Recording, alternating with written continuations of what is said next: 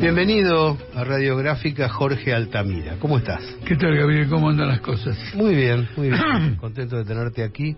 ¿Cuándo te diste cuenta que el bicho de la política había impactado en vos? ¿Cuándo empezaste? Primero quiero comentar, es la primera vez que voy a comentar esto, el tema de cuándo comencé yo parece que atrae mucho, porque me lo preguntan. Ah, bien. No sé por qué será. Yo me crié en un hogar que por la actividad sindical de mi padre estaba hiperpolitizado. ¿Por qué? En primer lugar, cuando cenábamos a la noche, mi padre venía de la fábrica, trabajaba mucho tiempo. Bueno, mi madre le preguntaba, bueno, ¿cómo te anduvo el día? Y empezaban las disputas, la patronal, esto, lo otro, etcétera. Imagínate un chico que se sienta a la mesa, después vinieron mis hermanos, se sienta a la mesa con ese tema, etcétera. En segundo lugar, mi padre era una persona de tipo apasionada, a veces sin motivo, quiero decir, hablaban de cualquier cosa y él te encaraba fuerte. Entonces tenía posiciones políticas firmes, completas, y las manifestaba de un modo rotundo. Eso provocó ya muy temprano que la política me interesara, que yo supiera quién es quién. Pero debo advertir también que una familia en el barrio, que era gorila, también ayudó. ¿Por qué? Porque controvertía las opiniones de mi familia. Y lo hacía bien, con argumentos, etcétera. La llamábamos la tamborina. Mosca. Claro, porque era el candidato a presidente de la Unión Democrática. Claro. Entonces, entre los ataques de la tamborina y los argumentos de mi padre contra la tamborina, esto era muy bravo. El motivo por el cual yo estaba ligado a la tamborina es que tenía mellizas, que eran dos nenas con las cuales yo jugaba mucho. También jugabas a otras cosas, porque creo que tenés una pasión por Huracán, ¿es así? Eso a la misma edad que empezó la política. Claro, el fútbol y la política. ¿Por qué Huracán? Bueno, a los 6 años mi padre y mi tío me llevaron a la cancha Huracán, seguían a Huracán, parecían hinchas de Huracán, y entonces te voy a decir una cosa que me llama la atención incluso hoy: el impacto que me causa el globito. En aquel momento nosotros íbamos a la Popular, donde está el mástil, porque ahí daba el sol. Entonces mi padre quería que yo tomara sol. Y además estaba en la mitad de la cancha, no estábamos detrás de los arcos. Bueno, y enfrente, en la platea, había un globo. El globo de Huracán, el globito.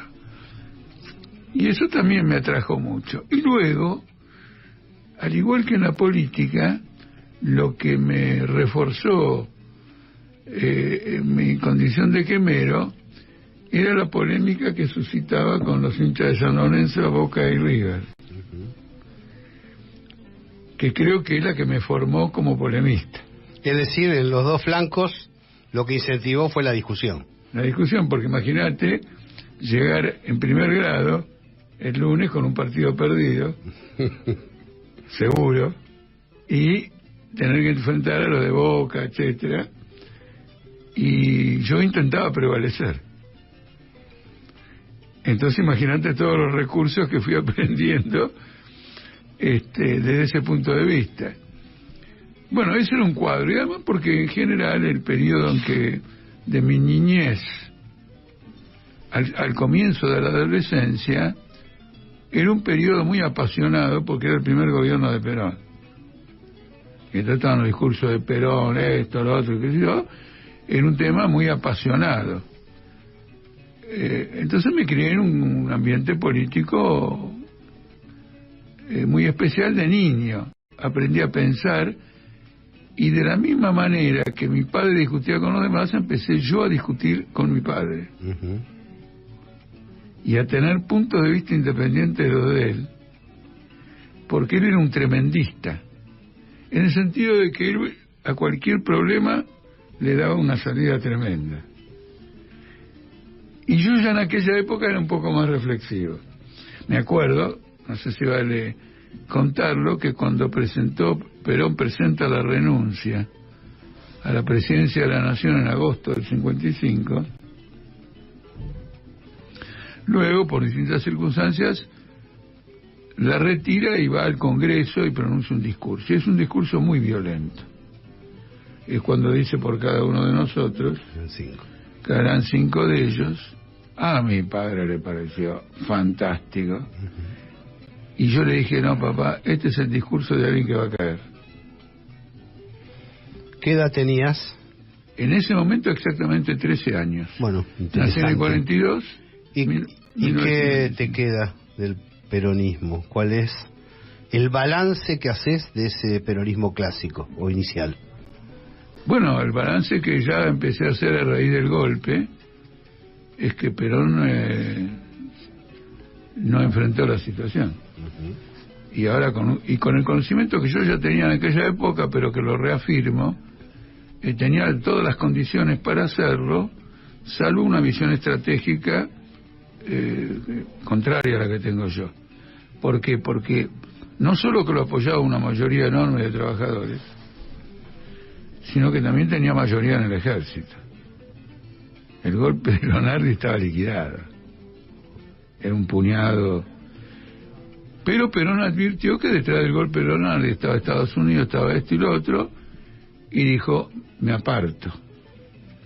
Entonces, el planteo de formar un partido obrero y no un movimiento pluriclasista nace de aquella época, está sembrado en ese momento. Es decir, que para triunfar vos tenés que tener una dirección consecuente, una dirección incondicionalmente atada a los intereses históricos de la clase obrera. Por eso mismo, cuando Perón quiere volver, fíjate una cosa curiosa, cuando Perón quiere volver en el 64, nosotros, cuando ya éramos un pequeñito grupo, sacamos una declaración que decía Perón no vuelve. Porque en el año 64 el país estaba en calma. Y por lo tanto a la burguesía no le interesaba que nadie venga a mover el avispero. Perón en Argentina hubiera provocado. Entonces dije, la burguesía no lo va a permitir. Cuando vuelve en el 72 tengo la certeza que va a venir. Porque tiene que contener un movimiento revolucionario que se expresó en levantamientos populares en numerosas provincias. Retomando por un instante el tiempo, yo sé que no son trasladables las responsabilidades y no hay forma etaria de contenerlas, pero ¿hubo responsabilidad de izquierda en la agitación del golpe del 55? Hubo una especie de malestar antiperonista en sectores juveniles de izquierda que calificaban a Perón como nazi. No, eso ya estaba establecido desde la Unión Democrática. Desde la Unión Democrática tomaron una caracterización que venía de la Unión Soviética, que estaba aliada con Estados Unidos y por lo tanto y habían llegado a distintos acuerdos de repartirse el mundo, y entonces Argentina era para los norteamericanos. Entonces nadie, la Internacional Comunista o lo que fuere, apoyaba la democracia tal cual la planteaba Braden. ¿Me explico? Esa era la posición del Partido Comunista, el Partido Socialista, la posición del estalinismo. Eso permaneció todo el tiempo. Luego en el 55 hubo un diario que era de ruta del Partido Comunista que se llama Propósitos, que hizo campaña de característica golpista y saludó el golpe.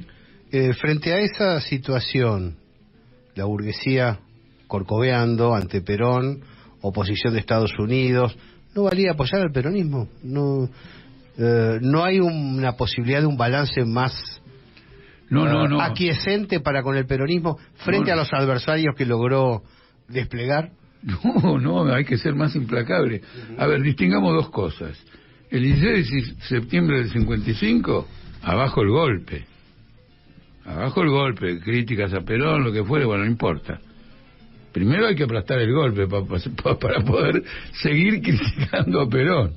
No sé si me explico. Nosotros éramos peronistas. Sí. Vos pensás lo siguiente, cuando terminó el golpe, el 19, no me acuerdo si el 19 mismo o el 20, volvimos a la escuela, al colegio. Y yo, que no era hacer de ostentaciones, estaba tan enojado, tan golpeado, que agarré un prendedor de Eva Perón y me lo puse.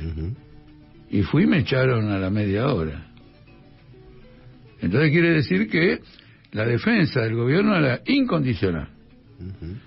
Ahora, la conducta del movimiento peronista, que después la va a ratificar con Menem, todos menemistas, es el brazo de la burguesía contra los trabajadores. Mira, voy a decir algo duro.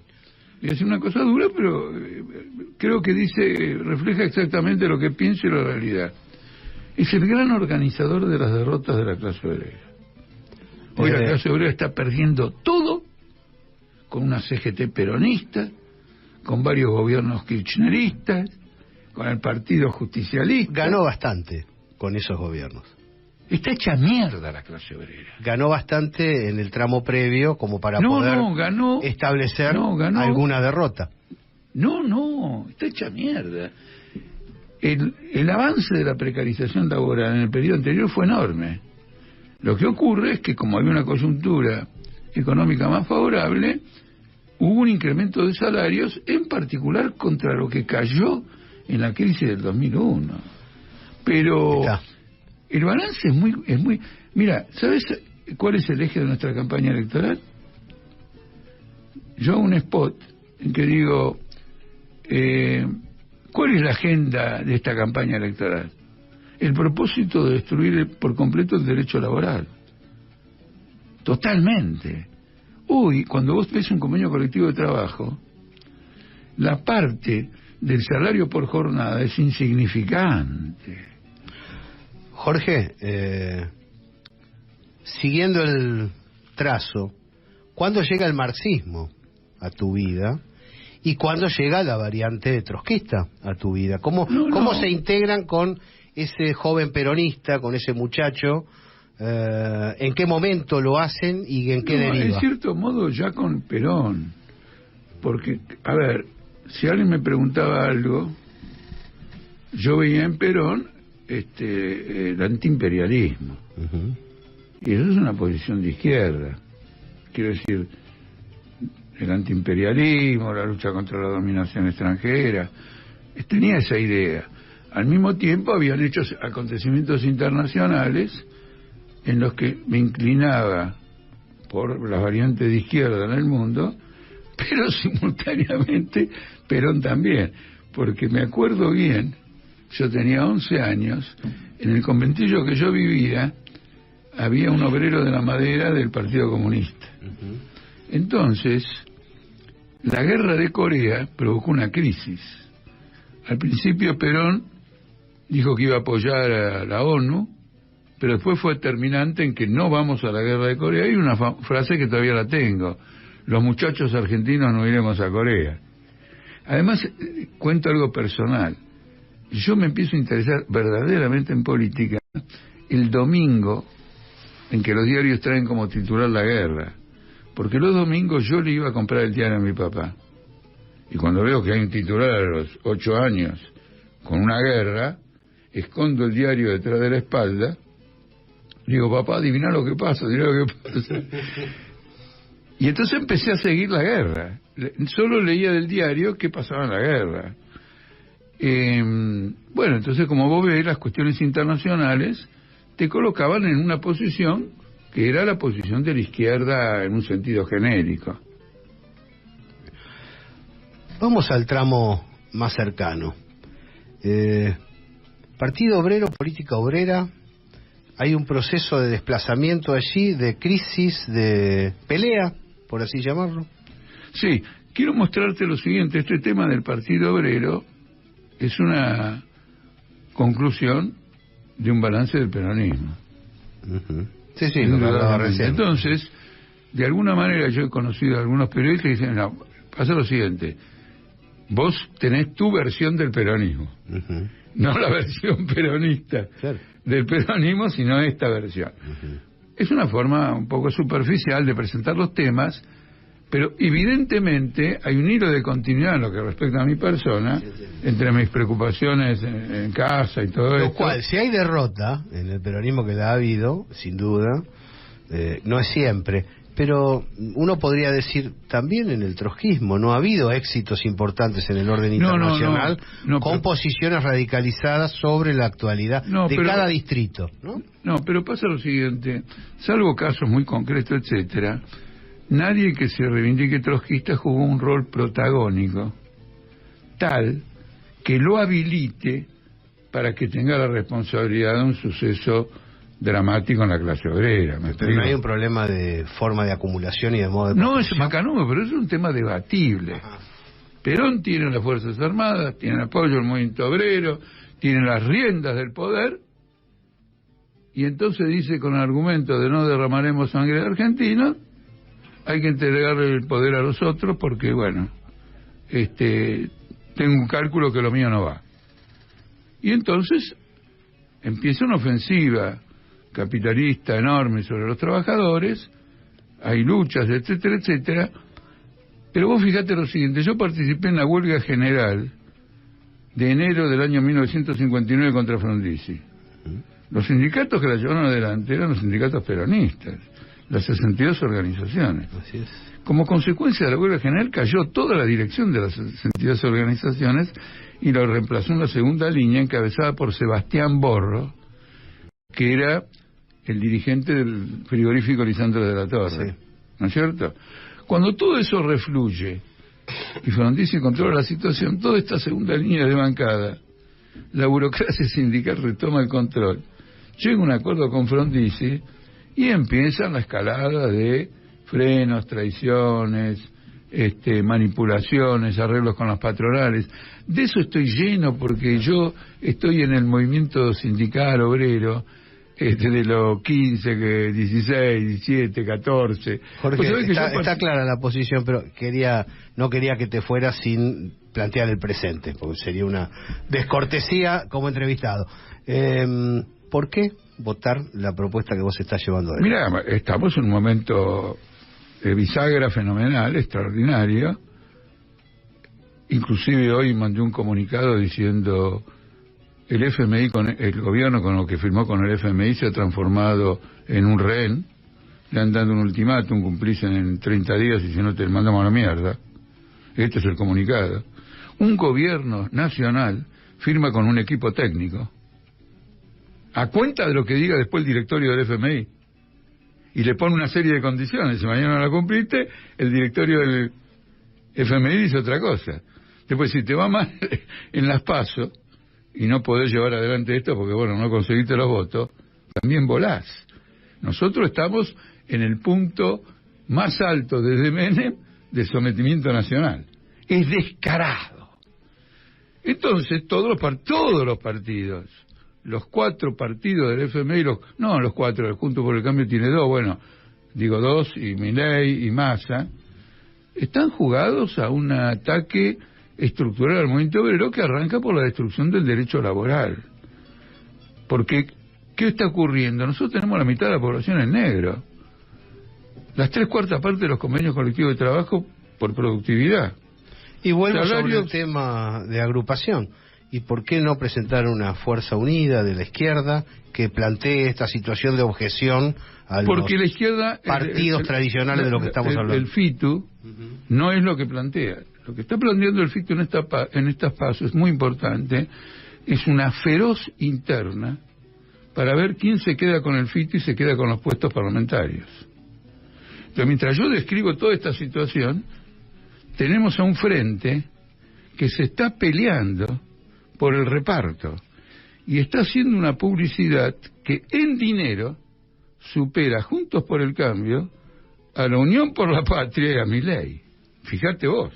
Sí, sí. Con lo cual la famosa y correcta denuncia de la izquierda de que el capitalismo gobernaba con elecciones que tenía compradas por el poder comunicacional, dinero y todo lo demás, hoy tenemos a esta izquierda gastando una formidable cantidad de dinero que tiene que explicar. Es grave la observación. Sí, es grave, yo lo hemos dicho, yo lo he dicho en distintos lugares, porque además está a la vista de todo, gigantografías en cualquier lugar.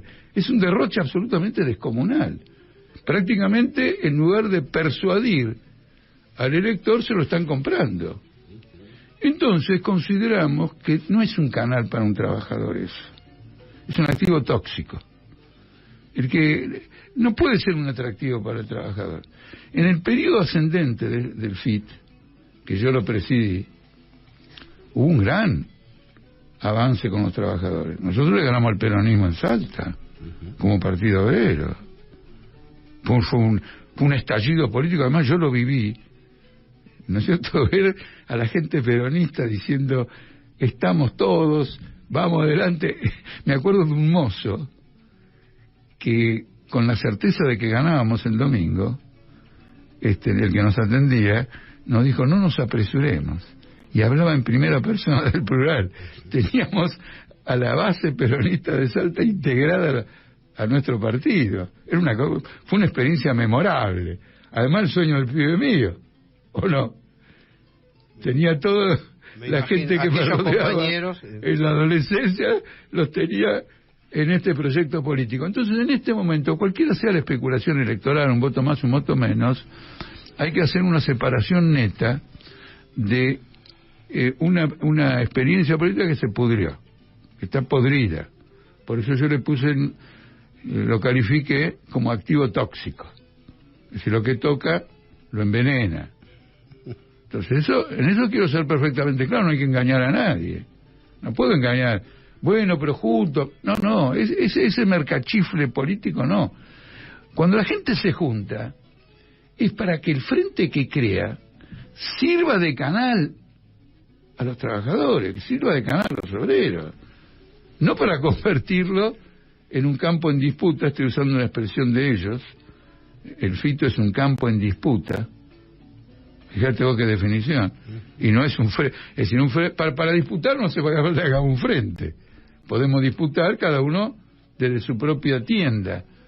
No es un canal, y entonces en ese sentido vamos a pagar los costos electorales de una experiencia como política obrera, pero es una inversión rendidora. Jorge, ¿qué no dijiste y querés decir? ¿Qué le querés decir a la gente que está escuchando? No, lo que quiero decir a la ciudadanía es lo siguiente. Estamos viviendo, quiero que preste atención a esto, a una fase muy destructiva de un capitalismo decadente. Porque vos no solo tenés la destrucción de la fuerza de trabajo, eso es la precariedad laboral. El trabajo es el eje del sistema, de cualquier sistema es el eje. Si el trabajo es precario, la sociedad es precaria, no hay salud, no hay educación, no hay vivienda, no hay vida familiar, no hay perspectiva para los chicos. La precariedad laboral es la precariedad social. Al mismo tiempo tenés con estos calores de ahora la evidencia definitiva de que el sistema capitalista está destruyendo la naturaleza impiadosamente. Otro aspecto de destrucción. Y finalmente tenés la guerra de la OTAN. Entonces, este paquete es el que debe marcar la visión de un obrero interesado por su clase, activo, luchador, y construir una fuerza política que luche por la destrucción del capitalismo. Yo cuando veo las potencias multipolares emerger y dar batalla con contradicciones, me acuerdo de la comunidad organizada y de la tercera posición, ¿no? Pero es como si hubiera habido una maduración a la Argentina en Eurasia. Y eso también llevó a que el contraste con el capital financiero sea bastante agudo y sangriento como el presente. Mira, todavía en la Argentina el régimen laboral no ha llegado a los extremos de China. La gente vive dentro de la fábrica, son fábricas dormitorios. El nivel de explotación es absolutamente brutal. No era el concepto, ni siquiera el concepto de Perón de comunidad organizada.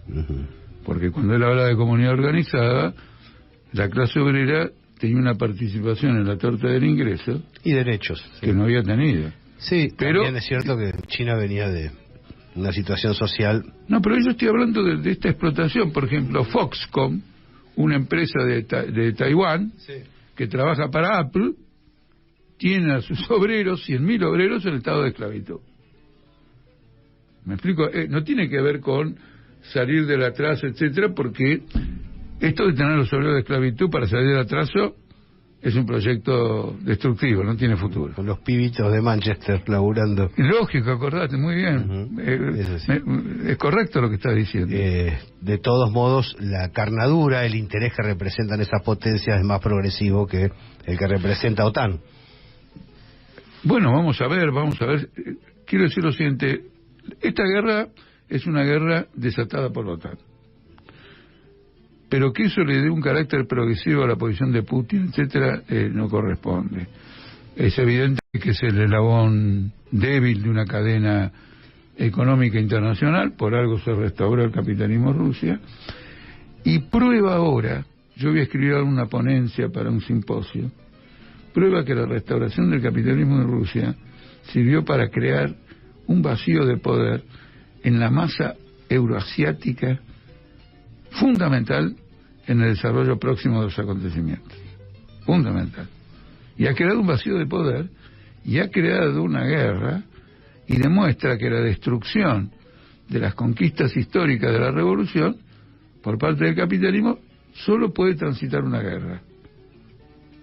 Jorge Altamira, gracias por estar aquí. Gabriel, te agradezco muchísimo la entrevista, naturalmente, pero la oportunidad de poder conversar con vos. Un placer realmente. ¿Seguís viendo fútbol? Sigo viendo fútbol, lo que pasa es que yo soy de la generación que el fútbol se jugaba el domingo a las 3 de la tarde. Y con las ocupaciones que tengo me enchufan un lunes miércoles a las 2. Para darte un ejemplo, me enchufan un viernes a las 9 de la noche o a las 8:30 o a las 7 cuando yo estoy en radiográfica y entonces los hinchas me dicen hoy no viniste, pero si vengo traiciono el compromiso político. Disfrutaste con la selección. Yo lo que quiero, y no solo eso, discúlpame. Ayer vi una selección femenina de Argentina. Sí, vi el partido. Mirá, lo dieron vuelta ahí. Pero mira, el segundo tiempo de este equipo, yo estaba con mi hijo, mirá, estábamos agarrados del televisor. Sí, no lo podíamos creer, porque habíamos visto el primer tiempo. Sí, ahí dominaron la sudafricana. Pero no solo eso, sino que vos no tenías... Puede ser porque me pareció ver algunas escenas que mostraban eso. Pero te digo la verdad, pasé una noche de fútbol, anoche, fenomenal. Tendría que haber venido Messi para acá a jugar un ratito en Newell's. Me quedé con las ganas. ¿Sos hincha de Newell's? No, soy hincha de Gimnasia y Esgrima La Plata. Como justamente esta Agustina que se comunicó con vos. Mira, debe ser por ahí el contacto. Fanáticos. Buena persona, entonces. Fanáticos. Gracias, Jorge. Chao, Gabriel.